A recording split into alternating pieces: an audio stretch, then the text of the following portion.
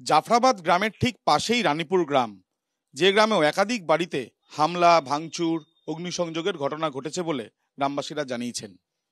সেই গ্রামে এরকমও বাড়ি রয়েছে যে বাড়িতে কোনো রকম আক্রমণ হয়নি, কিন্তু সেই বাড়ির বাসিন্দারাও পড়েছেন সমস্যায়। সমস্যা এমন যা চিন্তা ধরিয়েছে গ্রামবাসীদের মধ্যেও। তার কারণ, ঝাড়খণ্ডে বিয়ে ঠিক হয়েছিল এক যুবকের। এই ঘটনার পর সেই বিয়ে ভেঙে গিয়েছে। যার সঙ্গে এই ঘটনা ঘটেছে তার মা আমাদের সঙ্গে রয়েছেন, তার সাথে আমরা কথা বলবো। আপনার ছেলের নাম? কার্তিক দাস।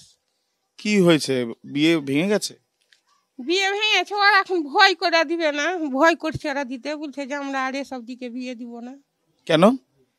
ওই যে সব মারামারি কাটাকাটি সব হয়েছে, সেই ভয়ে বলছে কি যে সব দেশে আর বিয়ে দিব না।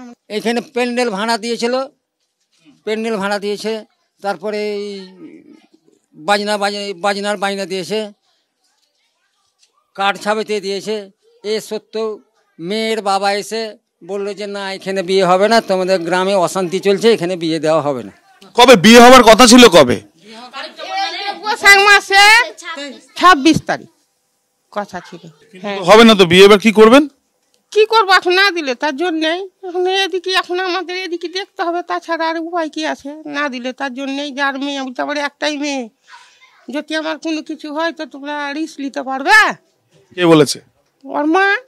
ইতিমধ্যে যেখানে সম্বন্ধ ঠিক হয়েছিল সেখান থেকে কন্যার বাড়ির তরফ থেকে জানানো হয়েছে যে এই ধরনের ঘটনার পর নিরাপত্তা কি আদৌ তাদের মেয়ের থাকবে বিয়ে দেওয়ার পর, সেই প্রশ্ন ছুড়ে ভেঙে দেওয়া হয়েছে বিয়ে।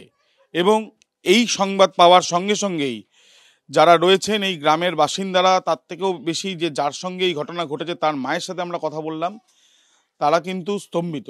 ক্যামেরায় শ্যামল জানার সাথে আবির দত্ত, এবিপি আনন্দ, শামশেরগঞ্জ।